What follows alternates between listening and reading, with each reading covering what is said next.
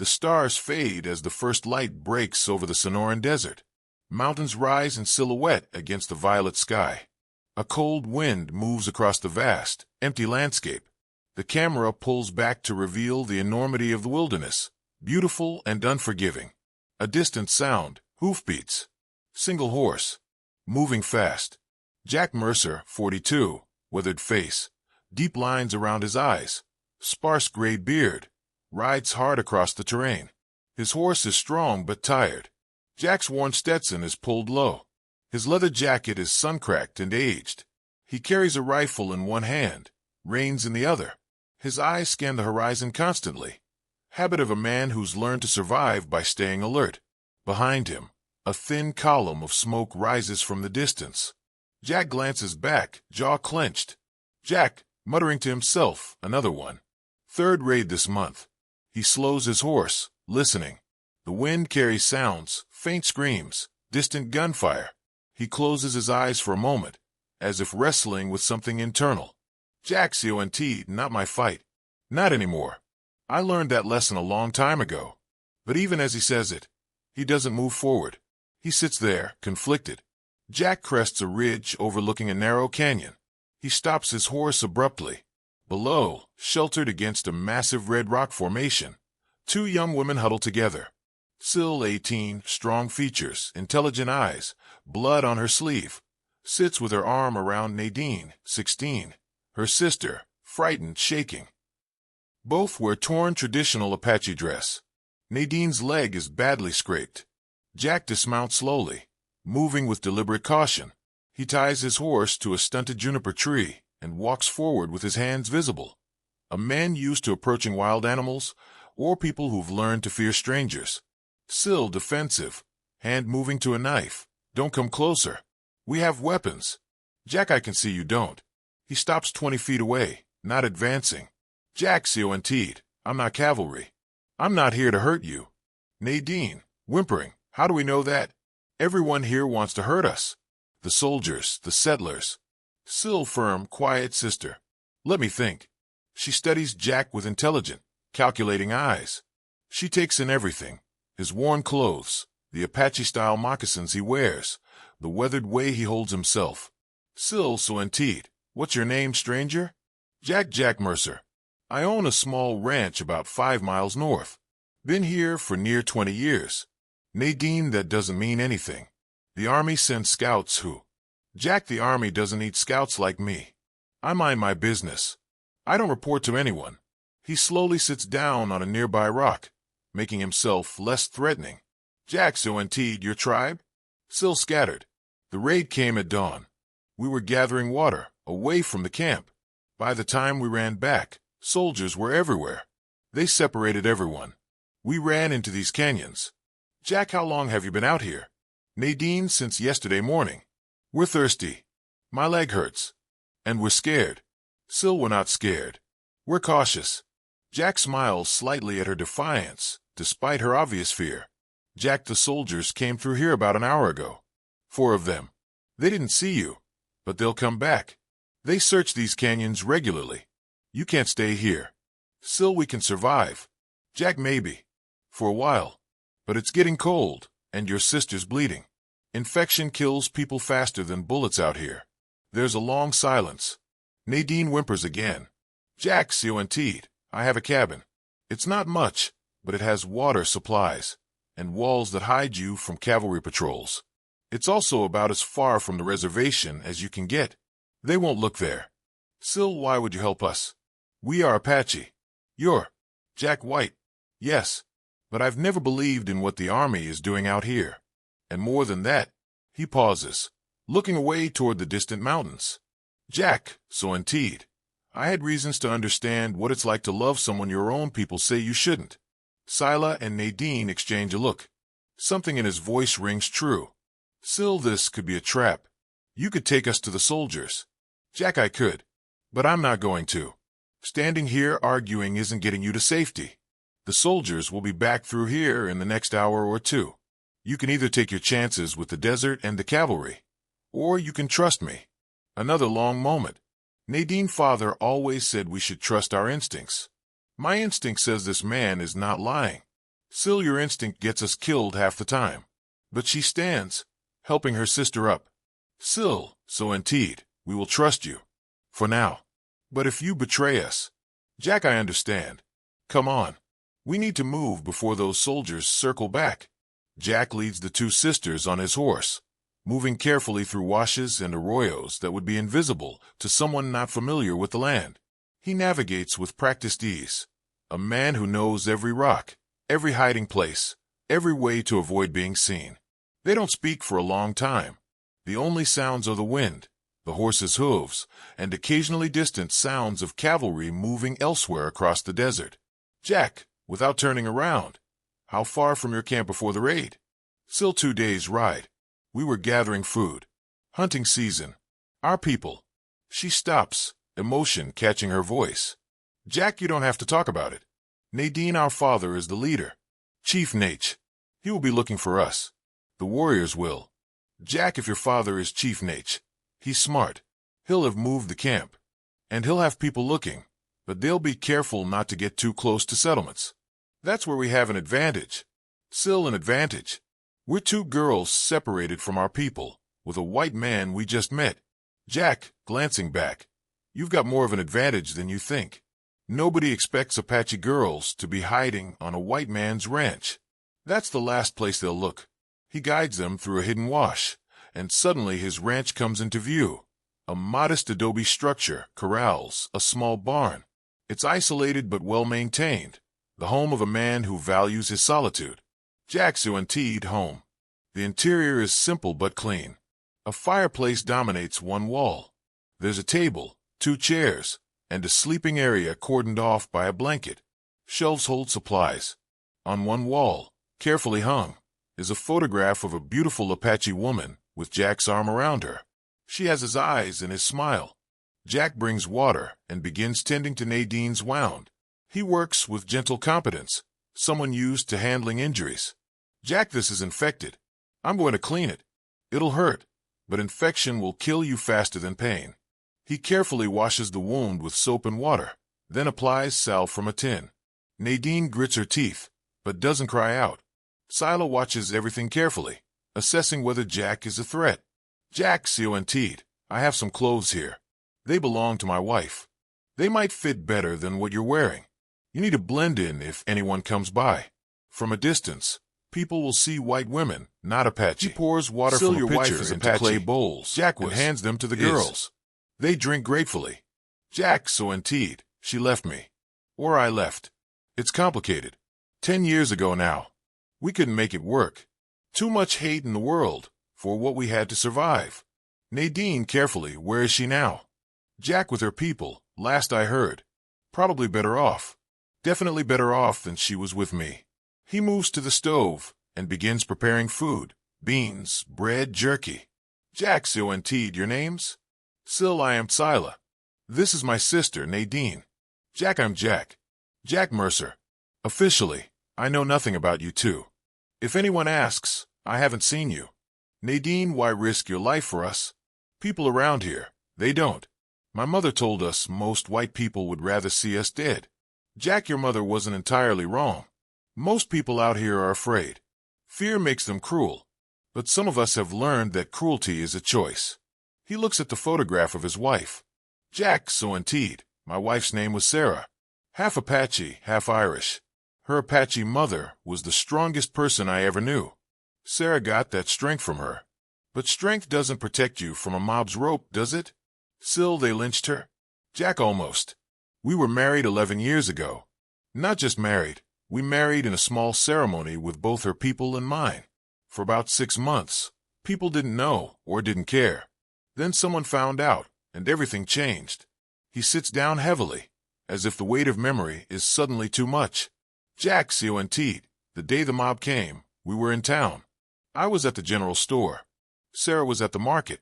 Men came looking for her. They had torches, guns. They found her and beat her.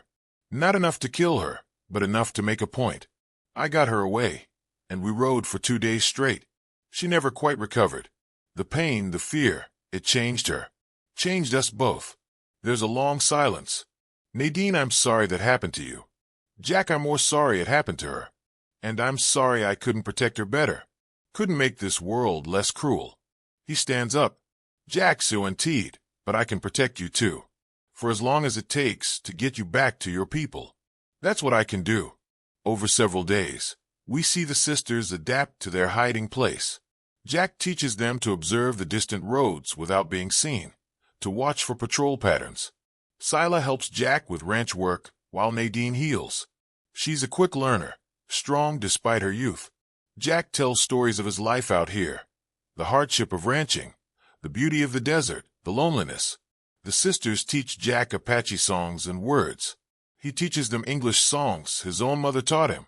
At night, they sit by the fire. Jack shows them maps, planning the route back to where their people might be. Scylla notices the way Jack looks at the photograph of Sarah.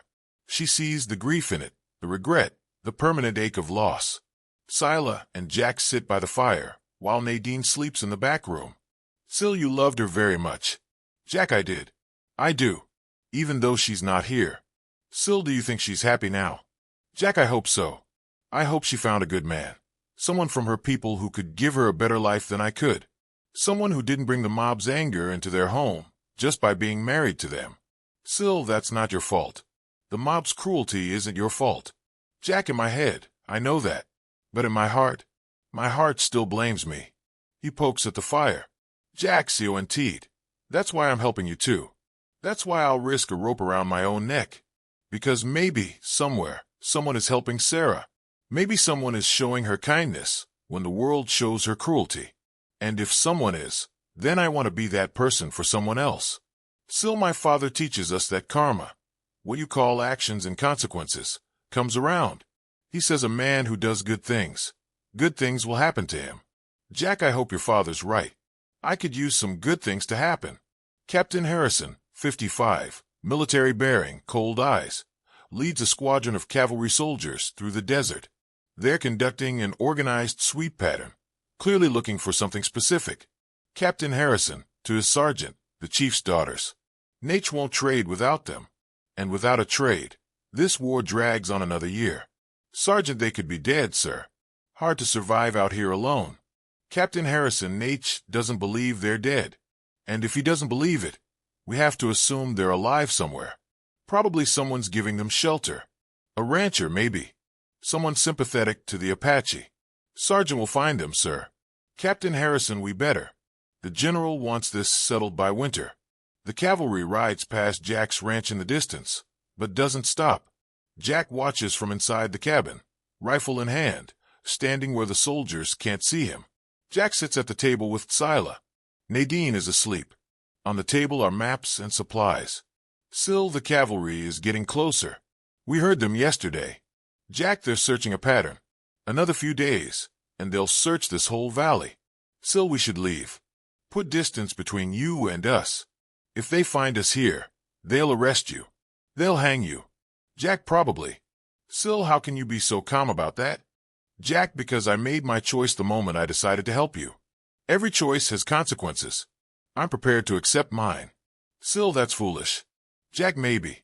Or maybe it's the first wise thing I've done in a decade. I spent 10 years hiding out here, trying to forget my failures with Sarah. I convinced myself I was protecting her by letting her go, that I was being noble. But the truth is, I was a coward. I was afraid. And I've regretted it every day. He looks at Scylla directly. Jack, so indeed, you too remind me of what I lost. Not just Sarah, but myself. Who I wanted to be before the world broke me down. Helping you, that's not foolish.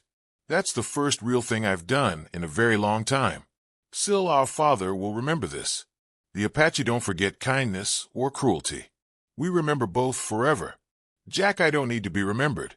I just need to know you get back to your people safely. A patrol of soldiers approaches Jack's ranch. There are 6 of them, led by Captain Harrison himself. Jack steps out of the cabin, unarmed, calm. Captain Harrison, Jack Mercer? Jack, I am. Captain Harrison, we're searching for 2 Apache girls. Escaped from custody 2 weeks ago. They're sisters. We believe they came north. Jack's face shows nothing. Jack, Apache girls? Haven't seen any. Captain Harrison, your ranch has been isolated. No visitors according to the records. Yet you have enough supplies for 3 people here. Jack, I eat a lot, Captain. Desert life burns calories. The captain studies Jack's face intensely, searching for deception. This is a man trained to read lies.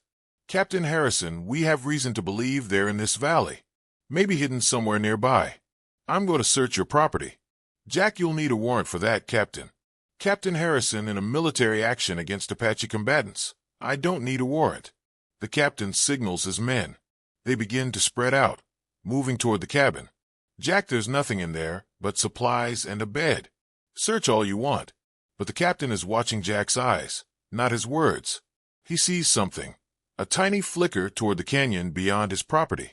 Captain Harrison, what's in that canyon? Jack just rocks. Dead end. Captain Harrison, show us. Jack leads them to the canyon, a narrow passage through rock formations. Dead end indeed. The soldiers search but find nothing, because Tsyla and Nadine are hidden in a small cave that only someone familiar with the land would know about, covered with brush and rock that makes it invisible unless you know exactly where to look. The captain circles back, studying the ground. Captain Harrison, so indeed. To Jack, you know what happens if I find out you lied to me. Jack, I reckon you'll do your duty, sir. Captain Harrison, I'll hang you. And I won't lose sleep over it. Jack, I know. There's a long moment where the 2 men lock eyes, one representing law and order, the other representing human compassion. In that moment, something passes between them. The captain almost seems to see Jack's soul. Captain Harrison, they're not here. But if I find them later, and if I find out you help them, Jack, you know where I live, Captain. You're welcome to come back anytime.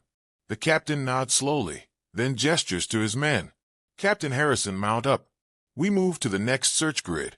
The soldiers ride away. Jack doesn't move until they're completely out of sight. Jack leads Tsyla and Nadine northward under cover of darkness. They've traveled for hours, moving carefully. Finally, they reach a ridge overlooking a hidden Apache camp, fires glowing in the distance, dozens of wickiups arranged in a protective circle. Nadine, father. Figures move from the camp, and suddenly they're surrounded by Apache warriors, weapons drawn. Jack dismounts slowly, hands visible. Chief Naiche, 62, dignified, with the bearing of a natural leader, emerges from the crowd.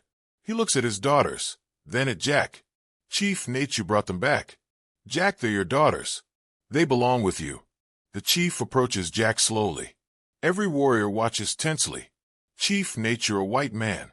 The soldiers hunt us. You could have kept them. Could have sold them back to the army for reward money. Could have turned them over to the soldiers. Could have done 1,000 things to benefit yourself. Jack, I could have. But I didn't. Chief Naiche, why? Jack, because a long time ago, I loved someone the world said I shouldn't love. And I wasn't strong enough to protect her from the world's cruelty. So when I saw your daughters, I decided to be strong this time. Strong enough to do the right thing. The chief studies Jack for a very long moment. Still, father, this man risked his life. The soldiers came to his home. He lied to them. He protected us. Nadine, he gave us food and shelter. He treated us with respect and kindness. Chief Naiche raises his hand. Chief Naiche, warriors, lower your weapons. Slowly, reluctantly, the warriors lower their guns.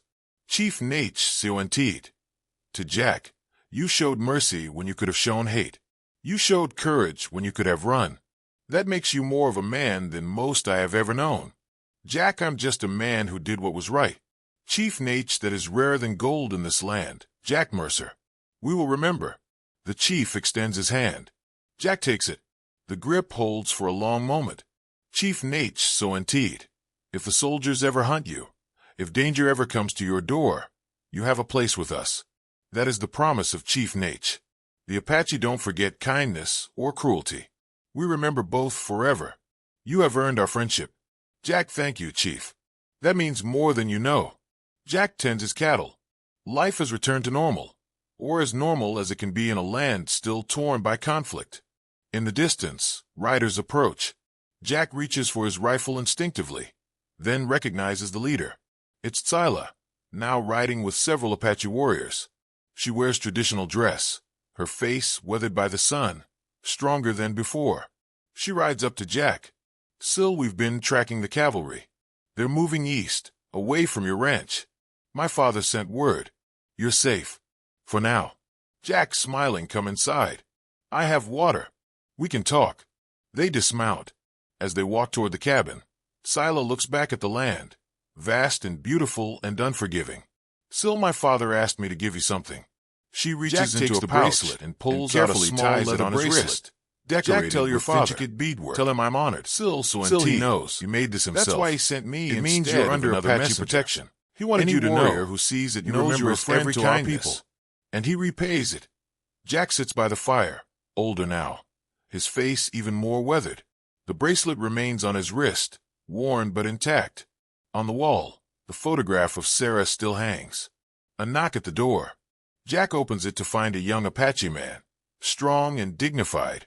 Apache man Jack Mercer? Jack, I am. Apache man, I am Naiche's grandson. My grandfather asked me to find you. He sent word that he's dying. He wanted you to know that he never forgot what you did, that his family never forgot, that you changed the course of his life and ours. Jack nods slowly. Jack, tell your grandfather.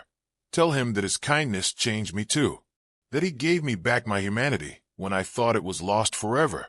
Apache man, he will know, before he passes. He will know a good man honored his trust. Jack Mercer lived another 37 years. He was never captured by the cavalry. He lived a quiet life on his desert ranch, and though he never married again, he never felt alone. The Apache people visited him regularly. He became a bridge between two worlds, a man who proved that kindness and courage could survive even in the harshest times. In the histories written by the conquerors, his name is nearly forgotten, but in the oral traditions of the Apache people, he is remembered. They remember the rancher who risked everything for strangers.